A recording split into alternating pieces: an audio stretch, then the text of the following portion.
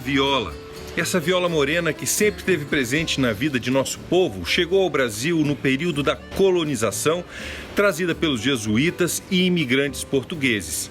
E com a miscigenação de nossa música e nossa gente, principalmente com os negros e os índios, ela foi adquirindo suas próprias características até se tornar a bonita e encantatória viola brasileira, ou simplesmente viola caipira.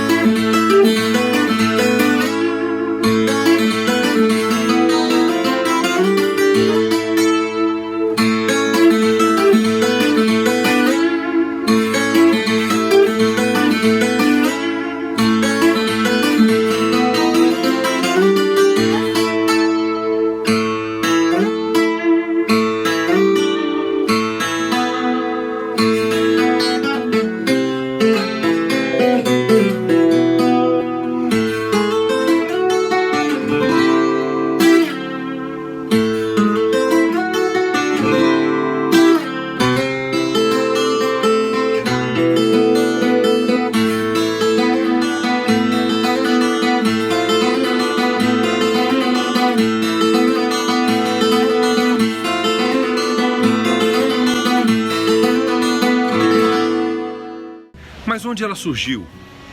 Sua origem se perde na história. Roberto Nunes Correia, um grande violeiro, em seu livro Viola Caipira, nos informa que no século XV e, sobretudo, no século XVI, a viola já era um instrumento largamente difundido em Portugal, sendo considerada como o principal instrumento dos jograis e cantares trovadorescos. E esses jograis e cantadores devem ter sido tão bons que encantavam e enfeitiçavam seus ouvintes. É extremamente curioso uma reclamação dos procuradores da cidade de Pontes de Lima às Cortes de Lisboa de 1459, enumerando os males que, por causa da viola, se faziam sentir em todo o reino.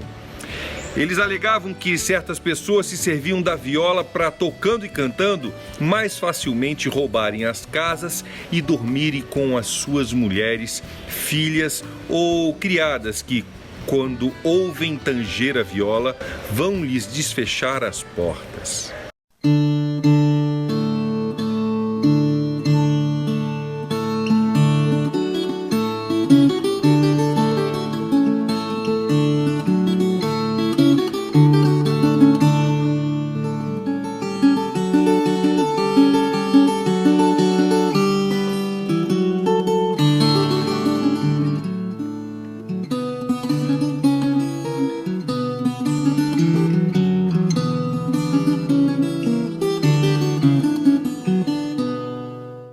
No Brasil, o preconceito ou o medo de que os violeiros lhe roubassem as mulheres também foi grande.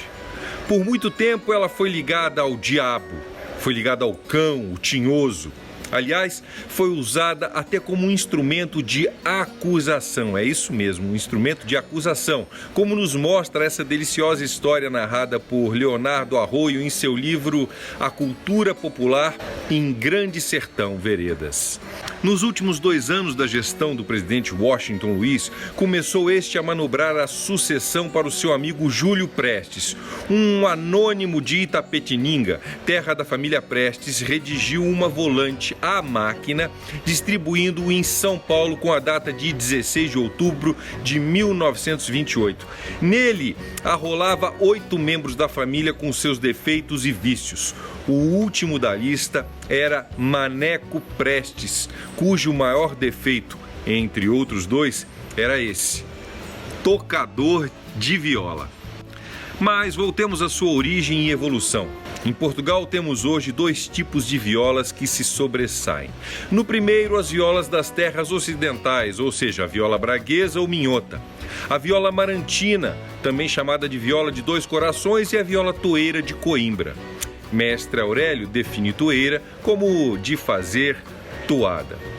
No segundo tipo, nós temos a viola do leste, com a bandurra, beiroa e a viola campaniça. É também o mestre Aurélio que define bandurra como espécie de guitarra de braço curto, cordas de tripa e bordões. No Brasil, a viola se firmou principalmente no Nordeste, com o nome de viola sertaneja, e na região Centro-Sul, Mato Grosso do Sul, Goiás, Minas Gerais, São Paulo e Paraná, com o nome de viola caipira. Na região Nordeste, sua afinação é a natural, igual a do violão. Na região Centro-Sul, a cebolão, a boiadeira, a rio abaixo e a guitarra. Mas também podemos encontrar outras afinações em ambas as regiões. Bom, o meu nome verdadeiro, João Pinto de Carvalho. Primeiro instrumento que eu comecei tocando, cavaquinho, né? E depois passei a gostar de viola. Naquela época a gente tinha um radinho, então bem atrasado, a gente gostava muito da música caipira. Naquela época falava música caipira, não era música sertaneja. Na época de Tonico Tinoco, Torres Florencio, Zé Carreiro. Então nós gostávamos muito de ouvir moda de viola. Até que uma vez meu pai comprou uma violinha e eu comecei a ouvir o rádio e comecei a interessar para a viola. E acabou que eu mais meu irmão Antônio, nós dois na época começamos a cantar música caipira, música sertaneja, e o pessoal na época gostava, achava que nós era afinadinho, que cantava bem. A gente fazia os ponteadinhos, tudo certinho, e até o povo falou para nós que nossa dupla, intitulou a nossa dupla como Juazeiro e João Viola, naquela época. Então nós cantávamos nos bailes que tinha lá para a roça. Nunca fui um profissional, mas sempre gostando da viola. Então vou falar um pedacinho de um pagode, que foi o primeiro pagode que eu ouvi na minha vida, quando o Tião Carreiro criou esse pagode em Brasília. Isso aí foi na época de 1958, eu ainda era moleque ainda. Então gostei muito desse pagode e até hoje. Eu vou tentar solar um pedaço dele aqui.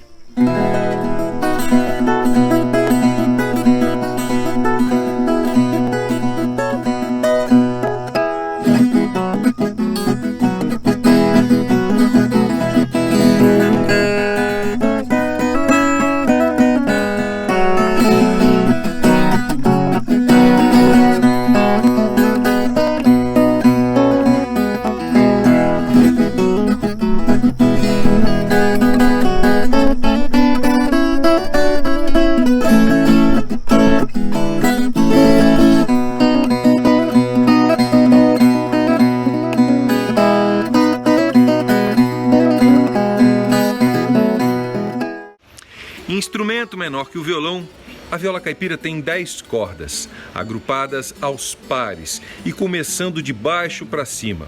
Os dois primeiros pares são afinados em uníssonos e os outros em oitavas. Existem muitas explicações para os nomes das cordas, mas certamente são todas de origem portuguesa. Prima e contraprima, ou primas, requinta e contrarrequinta, ou segundas, turina e contraturina, toeira e contratoeira, canutilho e contracanutilho. Em diversos trechos de Grande Sertão Veredas, o personagem principal, Riobaldo, fala da viola e vemos que ele conhecia as famosas violas de Queiluz, hoje conselheiro Lafayette, município mineiro que chegou a ter 15 fábricas do instrumento. Vamos ouvir agora o Rodrigo Delage, que vai nos mostrar estas violas tão raras que fizeram história e que nos contam um pouco sobre o passado da sonoridade do instrumento. Essas são duas autênticas violas de queluz. Esse instrumento fabricado pela família Meirelles e esse pela família Salgado, através do luthier José de Souza Salgado. Duas importantes referências na construção desses instrumentos. Essas violas foram feitas mais ou menos no início do século XX e elas são tipicamente adornadas com um padrão de machetaria que variava muito de um instrumento para o outro, demonstrando extrema criatividade e habilidade dos artesãos na confecção desses instrumentos. Um outro traço típico são os cavaletes em bigode, a variação até mesmo do número de bocas. Essa é a típica viola de 5 furos e essa a viola de uma boca tradicional. Ela também tinha esses adornos na escala que eram feitos em osso de canela de boi e o cravelhal com 6 cravelhas, que tinham 12 cordas dispostas em 5 ordens. Felizmente, esse instrumento está voltando a ser pesquisado e principalmente tocado em todo o território nacional. E se a música popular brasileira, por sua beleza e criatividade, conquistou o mundo, foi certamente a viola caipira que ajudou a construir essa música. Vamos ouvir agora o trabalho interessante do Ricardo Vinini, que traz um novo conceito para a viola e a moderniza com sonoridades que misturam o rock e a MPB.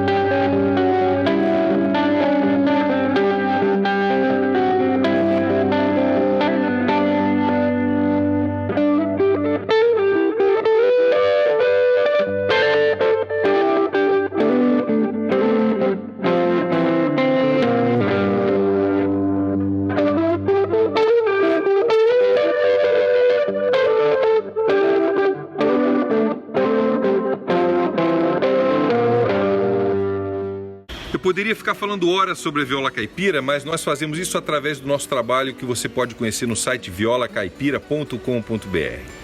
Para terminar, eu gostaria de ressaltar que essa mesma viola que veio da Europa, na verdade de Portugal, agora encontra admiradores e admiradoras em todo o mundo. E acho que de tão encantadora, ela, que veio nas caravelas, agora retorna para o velho continente na mão de musicistas que se encantam com a música brasileira.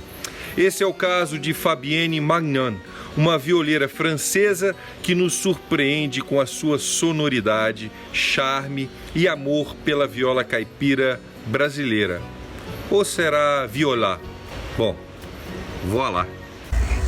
Olá, meu nome é Fabienne Magnan, sou francesa, sou violonista, violeira, compositor, professor e concertista.